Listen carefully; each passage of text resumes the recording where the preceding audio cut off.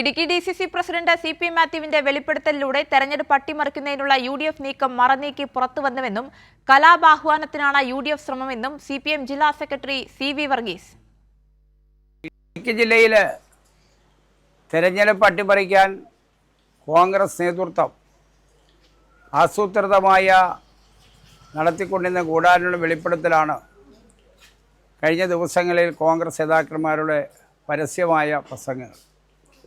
മുൻ DCC president Joy Thomas ചെറുതോണിയിൽ ഒരു യോഗത്തിൽ ധീരരി രാജ്യത്തിൻ്റെ കൊലപ്പെടുത്തിയ കൊലയാളിയായ നിഖിൽ പൈലിയെ സാക്ഷി നിർത്തിക്കൊണ്ട് CPMൻ്റെ നേതാക്കന്മാരുടെ വിശിഷ്ട CPM ജില്ലാ സെക്രട്ടറി ഉൾപ്പെടെ കാര്യം കയ്യും തല്ലുപിടിക്കേണ്ടി വന്നാൽ തല്ലുപിടിക്കുമെന്ന് പരസ്യമായി പ്രഖ്യാപിച്ചു.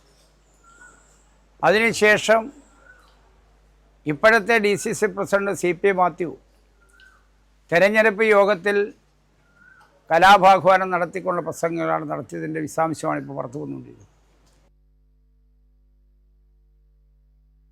അഖിൽ TS കൂടി വിവരങ്ങളുമായി ഇടുക്കിയിൽ നിന്ന് ചേരുന്നുണ്ട്. അഖിൽ TS, ഏറ്റവും വിവാദപരമായ പ്രസംഗമാണ് ഇടുക്കി DCC പ്രസിഡന്റ് CP മാത്യുവിന്റെ ഭാഗത്ത് നിന്ന് ഉണ്ടായിരിക്കുന്നത്. അതായത് തെരഞ്ഞെടുപ്പ് മുന്നിൽ കണ്ട ഏറ്റവും തരംതാണ രീതിയിലുള്ള നടപടികളാണ് UDFന്റെ ഭാഗത്ത് നിന്ന് ഉണ്ടാകുന്നത് എന്നതിന്റെ ഏറ്റവും വലിയ ഉദാഹരണം കൂടിയാണ് അദ്ദേഹത്തിന്റെ വാക്കുകളിലൂടെ വ്യക്തമാവുന്നത്.